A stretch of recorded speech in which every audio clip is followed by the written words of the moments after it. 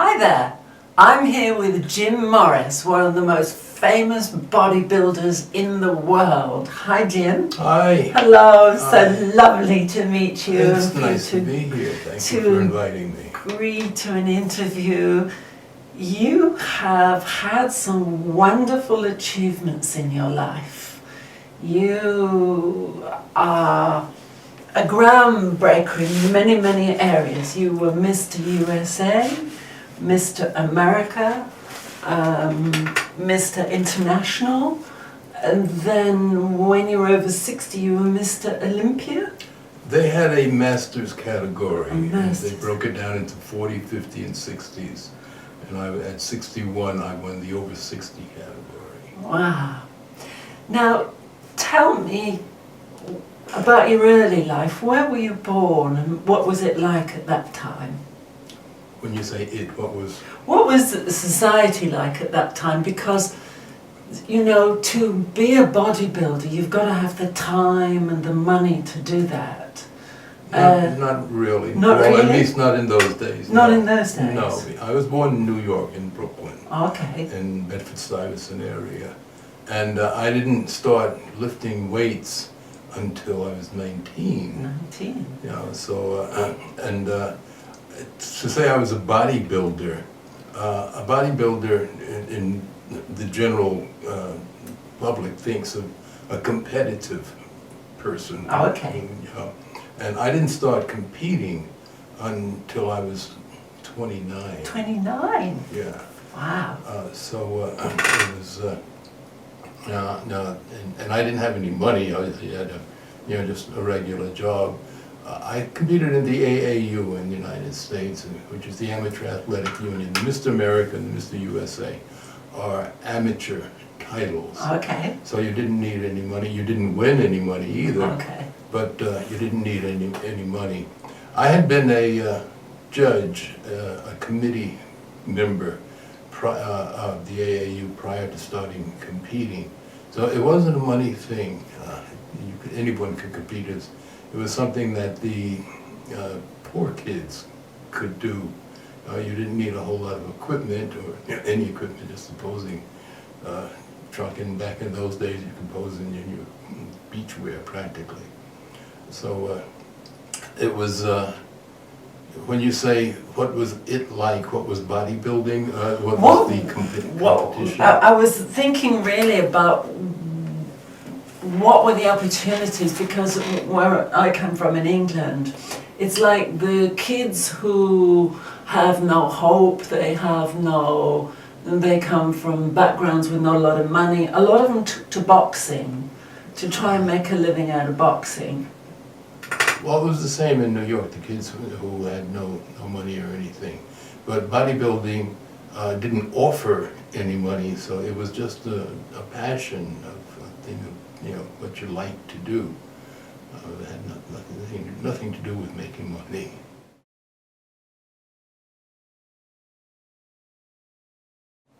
So there's another dimension to you which is really quite interesting, in that you were openly gay at the time. Yes. And how did that impact on your career? Bodybuilding was ran by, well, in the AAU, and actually all through bodybuilding, the IFBB, Joe Weider's organization, the one that Arnold was in, was very gay in itself. Oh, really? Yes, in that the judges, the photographers were of course gay. Most of the judges were gay. Joe Weider, who started the IFBB, which is the professional organization, started his career with nude male magazines. Okay. The little, and now you wouldn't even consider them porno because there was no erections and no sex, but it was nude. But it was they were aimed at the gay population. So being openly gay was a plus. Most of the judges were gay. I was a judge before I was a competitor. Okay. And you were born in Brooklyn, in New York? Yes, I was born in the Bedford-Stuyvesant. You said the poor kids went into boxing. Yes. And I was born in the poorest of the poor neighborhoods. Okay. And what were your early careers? I never had a career. What were your early jobs? Oh, okay. I worked my way through high school at the New York Public Library. Okay. And you start out as a page, which is really picking up books that people leave on the table and put them back in the stacks, and go getting books when people want to, they go to the files and pull out the slip and write it up, and you go get the books and everything. And because I stayed there throughout high school, I eventually became a clerk in the back. And that's where I met Joe Rocco. Joe Rocco was also a clerk in the library. He was studying to be a dancer, taking dance lessons. He was about the same age as I, late teens, 17, 18. He was going to the gym and working out, and I thought he just had a fabulous body. And I kept complimenting on him and following him around the library. And one day he said, "Well, why don't you come to the gym with me and see what you like?" So I did. I walked to this gym up in the South Bronx with the other poor kids, mostly Puerto Ricans and some Italians. And when I walked in, the kids, the other guys there said, "Hey, how did you build your chest? Where did you get your arms?" I thought they were just putting me on, figured here's a new guy, let's give him a hard time. And Joe took me aside and said, "No, they're serious, you got a good body." So I like the attention, and that's why it stuck. But I left the job at the library and went into the Air Force. I left the job when I was 26 and went into the Air Force, and I was in the Air Force until I was 30. And I got out of the Air Force. I got a job as a fireman in New York. I worked as a fireman until I was 34. And then I moved to California and started as a sales rep for Carnation Company, going around selling, into the supermarkets. And I was a sales rep, and when I won the Mr. America, I was doing sales rep. And as Mr. America, you get invited to the parties in Hollywood, in West Hollywood, the gay parties. And at one of the parties, I met Elton. Oh, yes. And he was just at the beginning of his career, and he was in LA to sign his contract and go on tour with MCA Records and Universal Studios. And he asked if I would go on tour with him as his bodyguard. But I just jumped from job to job to job. I didn't really have a career, so to speak. I never had a goal of I want to be a this or I want to be a that.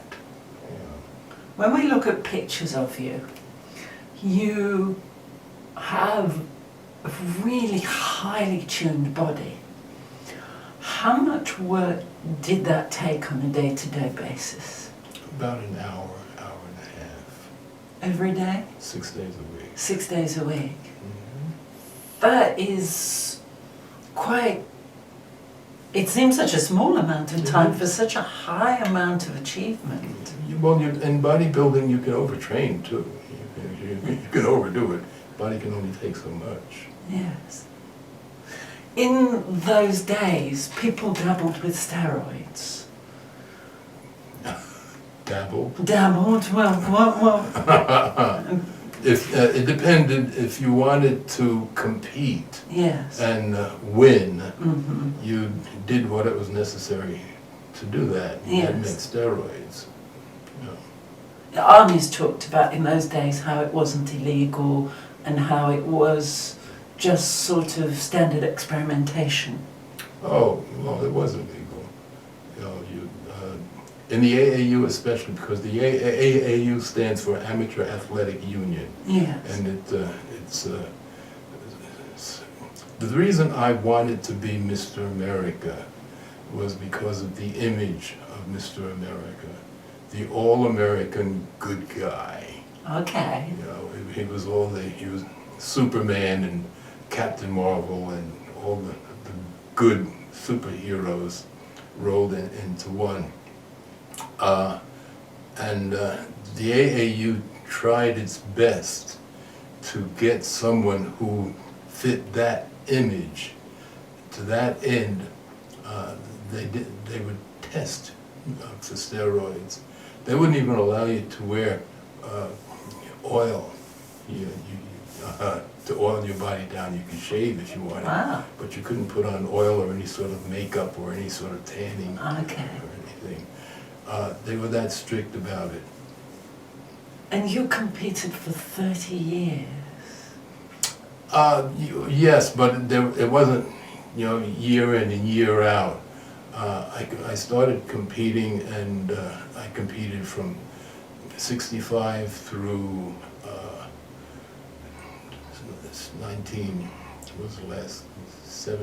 76. Okay. And then I stopped.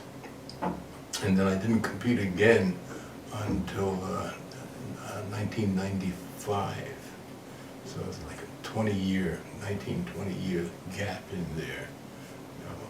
And it was only when I went into that Mr. Olympia Masters that I went back into it. But it was a relatively short period of competition. You took the steroids, but there is a lot of people now who are really crazy in the way they're doing that and literally have basically destroyed their body. They're going back into that, they're doing it directly into their muscles. You had a big change in your life when you changed the way you lived and the way you ate.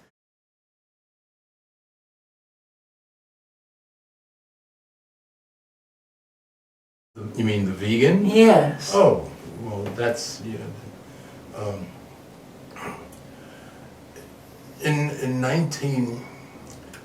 When I turned 50 in 1985, I decided that was the end of my competitive career. Eating all the meat and tuna fish and chicken and all of that sort of stuff, I was miserable. You were miserable? Absolutely miserable. Why? Constipation and arthritis and just, I always felt bloated and even dizzy. So I stopped. I could stop eating, the meat, and when I backed off on it, I didn't stop immediately. When I backed off on it, it felt good. It felt better. So I kept backing off until I was down to basically dairy products and cheese and some fish. But it was because it just made me feel so much better. In what way? I could go to the bathroom. Okay. Okay. I didn't feel so bloated, and my joints didn't hurt. Did a lot of your joints hurt previously? Yes, when I was competing and taking eating all the meat and everything. Yes, I was taking medication for them, I was able to move better because I was lighter. I lost weight without all of the meat and everything. I felt a whole lot better. And The difference in your training between when you ate all that meat and fish protein to the way you trained after you stopped, what was the difference for you, not only in the way you trained, but the way you felt as you trained? Well, when I was competing, the intensity of the training and the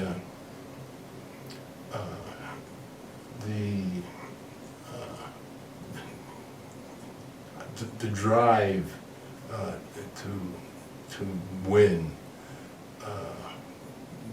was how would I put it?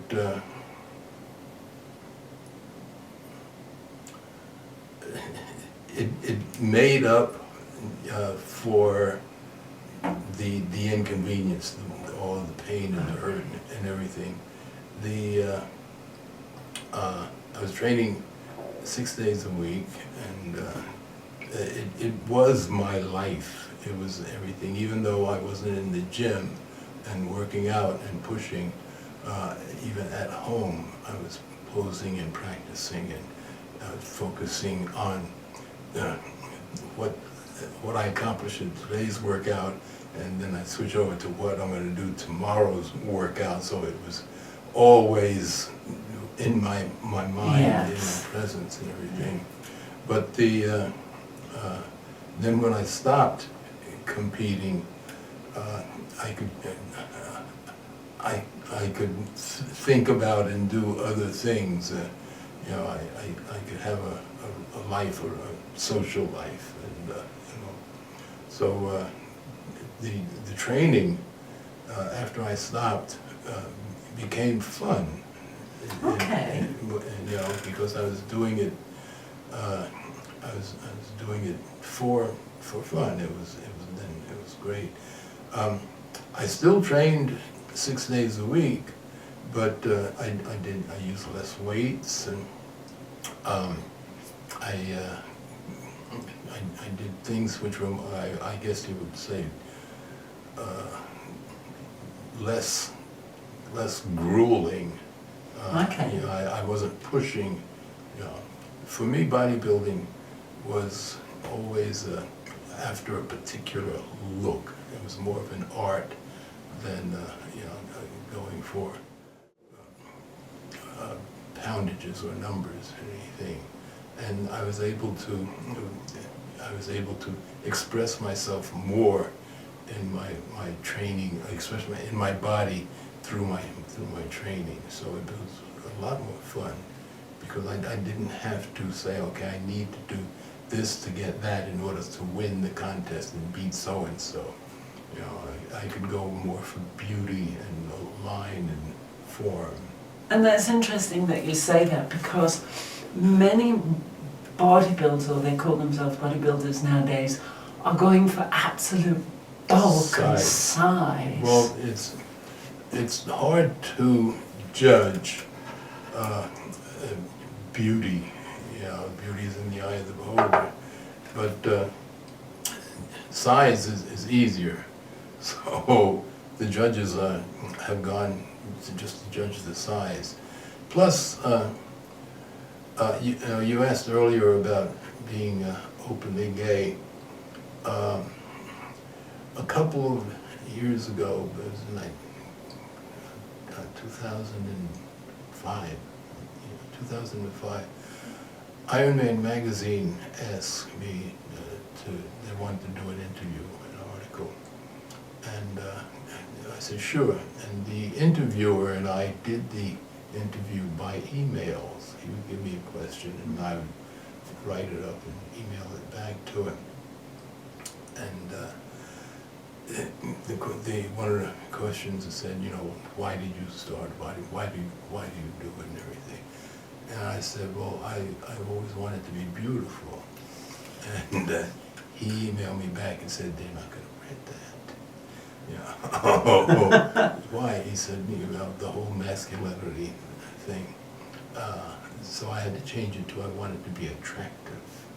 Oh, that's okay, because you have been beautiful throughout your life and still are. But they wouldn't print that. Yes. You know, and that's what, 10 years ago? Yeah. You know, and, my career is over. But, Yes. you know, back in the day when I was competing, they didn't have a problem, and they still don't have a problem with me being gay. You know, but beauty, and you know, talk about the size on the bodybuilders. Beauty still has a feminine feel to it, to the general public, to the bodybuilding public. So they made me change it.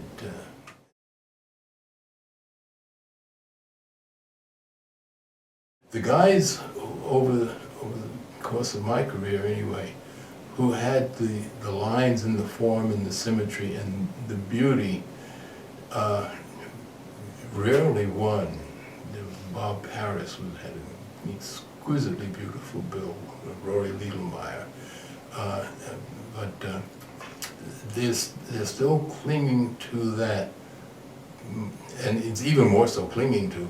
It's even more so now with all of the size and size and size. You know, they can judge that easier. But I just heard yesterday, Arnold. You know, Arnold was here in Australia, and he at his contest, the Arnold Classic, and he said, and it's very true, that things have gotten sort of out of hand. They've gone too far in it. And the contest now, not the Mr. Olympia, but the other contests now, are putting in other categories because people don't aspire to be like the top bodybuilders, the pro bodybuilders, you know, the ones who weigh 280 pounds and all of that. It's just overdone. And he said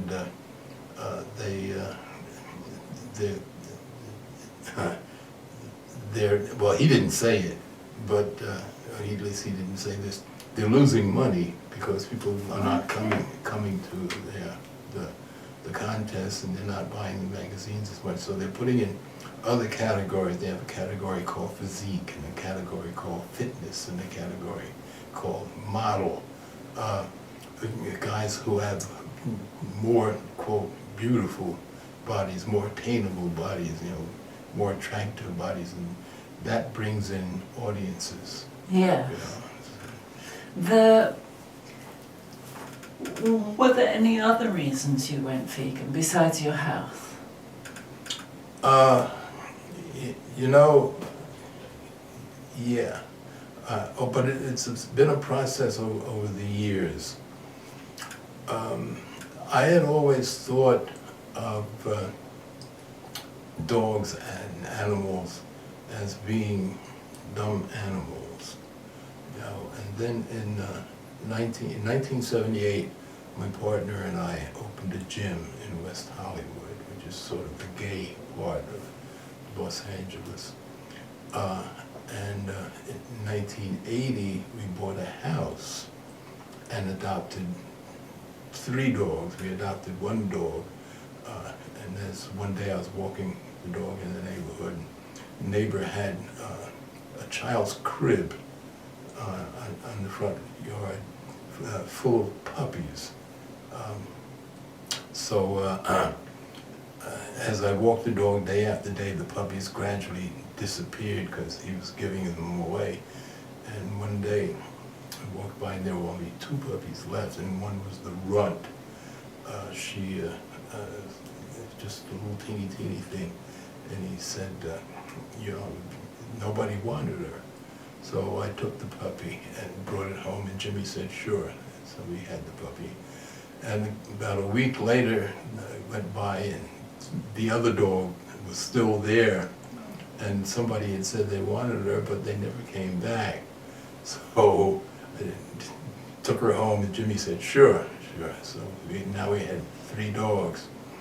And Jimmy related to the dogs as though they were humans, and they related to him, and I could just being in that family, in that group.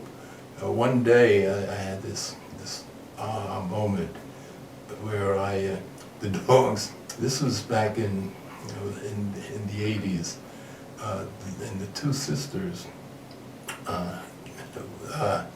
We named them Laverne and Shirley after our favorite TV show.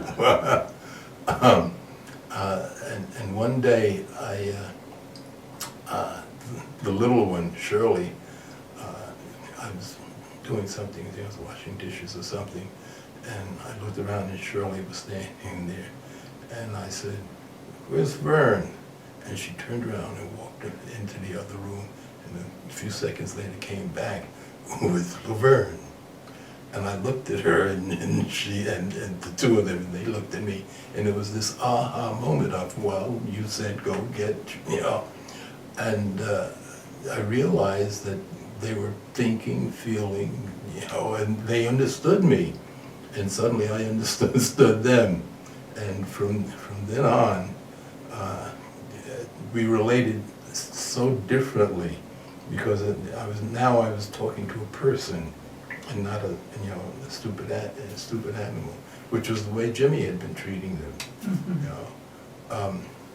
So I said, if these people, these two creatures, are thinking and feeling creatures, then the others, the cows and the pigs and the chickens that I don't have personal contact with, they must be too. And so that started my realization that other creatures are also persons. And only recently, I think it was, I don't know, last year sometime, I'm sure you know about the ruling, the ruling, it's in Argentina. A judge ruled that a chimpanzee in the zoo was a non-human person, and therefore was deserving of freedom. So they took it out to an animal sanctuary. But I think that's a huge development, because a person, you can respect a person, an individual, whereas it's hard to respect a species, a creature. And once we start according these other creatures respect, I think that's going to eventually allow us to stop eating them, or cause us to stop eating them.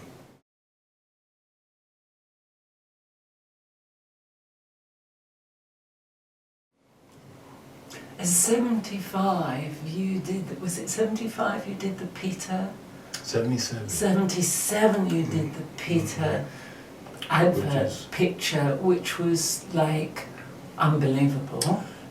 I am so proud of that poster. I am. I from time to time I say I think it's the best thing I have ever done. Is because they did such a great job on not just the photography but the entire poster. It's classy. It's clean.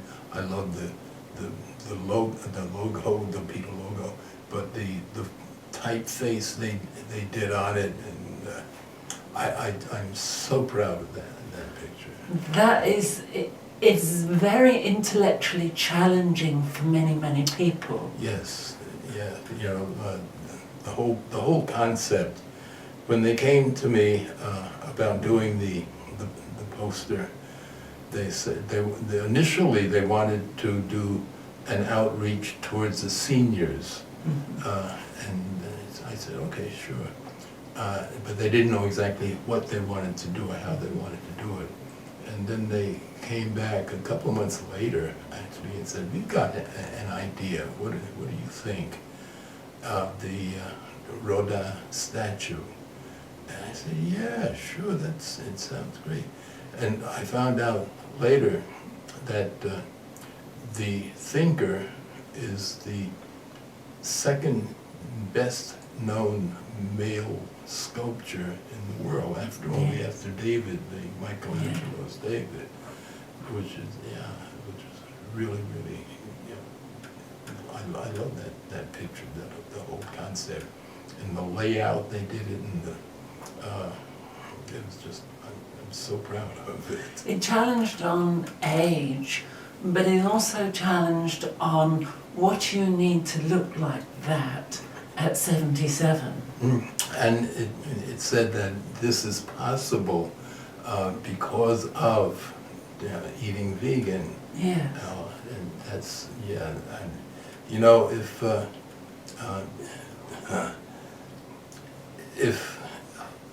so far it's, because they put it up in January of last year, so it's been up now, what, 13, 14 months, 14 months. And so far it's hit 800 and something thousand views on it, just on that one, but it's been redone by others and reposted by others, so there's well over a million views. And if I can impact that many people, I'm not saying they're all going to stop eating meat because of it, but at least to get that message over to that many people, I'll be very, very happy about it. One of the things that, it's a myth that's been concocted very much by the farming industry, is that you must have that meat and you must have that fish too for protein. They've done an incredible job of attaching meat with protein. When people think of protein, they automatically think of meat. And that you have to have meat in order to have protein, and you have to have chicken and fish and all of that. Just incredible. Well, they spent millions and millions of dollars, and they've got an absolute hold on it. One of my clients years ago owned a small restaurant chain in LA called the Pacific Dining Car, and it was a very popular steakhouse downtown where all the city council people, the politicians, and the CEOs downtown would meet and eat and do business. And one day, his son, who he eventually gave the business to, his son was invited by the Cattlemen's Association to their annual get-together in Texas. And while he was there, he attended some of the subcommittee meetings, and he said at one of the meetings, they said, "Oh, you know, our sales are down and we have to do something, and let's get a campaign going to, so get the word out there." And a couple of months later, it came out this government study which said basically that meat was good for you. It's sort of like the milk thing, and you should eat more meat, and just surprising how much power they have. They can get the government to do their bidding, yes, to be their advertisers for them. So yes, they've done an incredible job on promoting their product and associating with protein.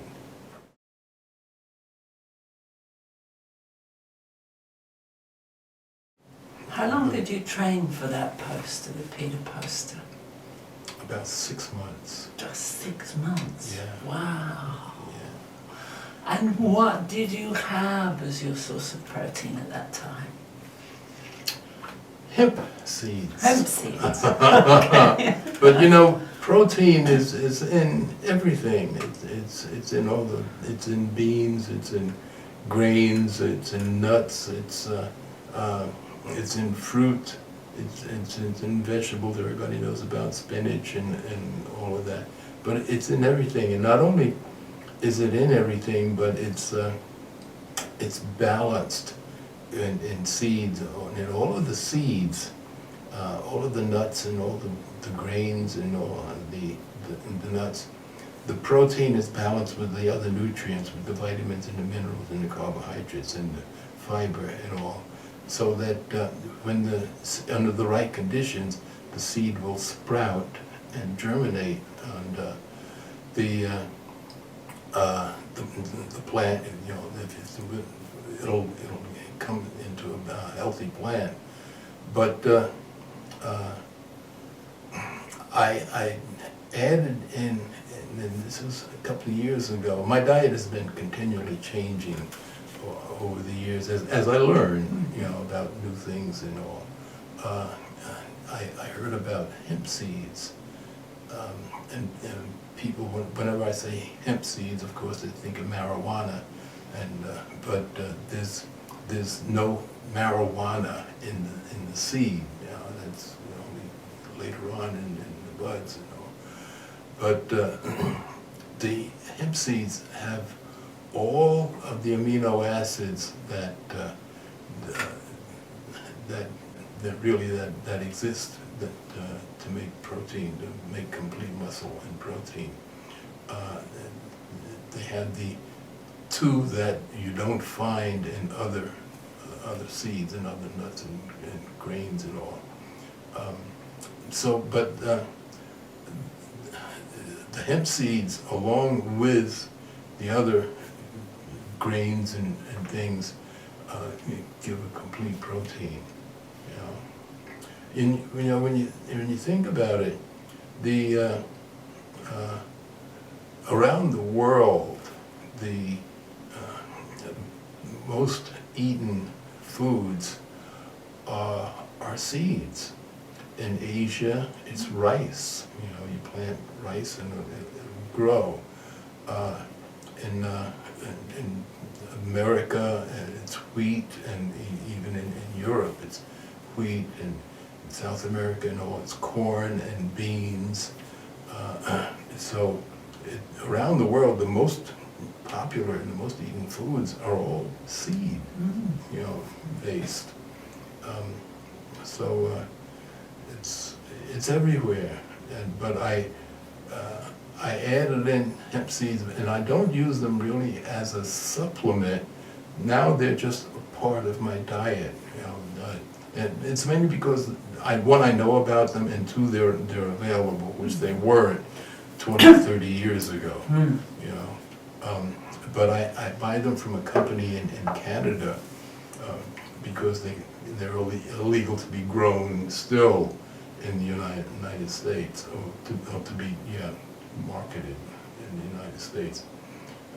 But you can go online and buy them. You know, it's very easy. But I just eat them as a part of my diet. When I was training for the PETA Poster, because prior to that I hadn't been training really hard. I'd just been going in the gym and fooling around. But then when I decided to get in shape for the PETA Poster, I intensified my training, which caused my appetite to stimulate. And I started eating more of everything, of the beans and the grains and all. I started eating more of the hemp seeds. You know, I didn't force the issue. It just naturally picked up along with everything else I was eating.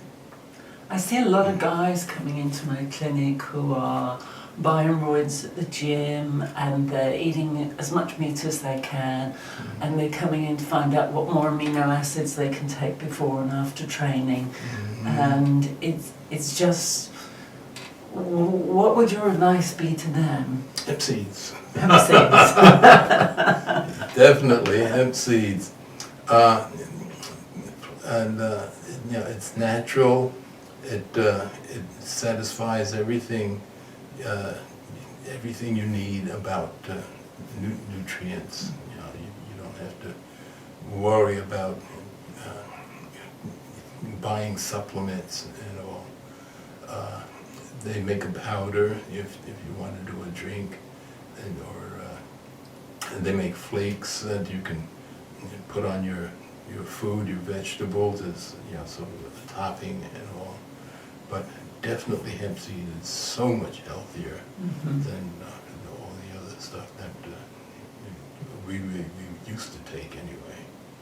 We see a lot of vegan athletes coming through now. I mean, Martina Great, yes. she was a tour de force. Absolutely.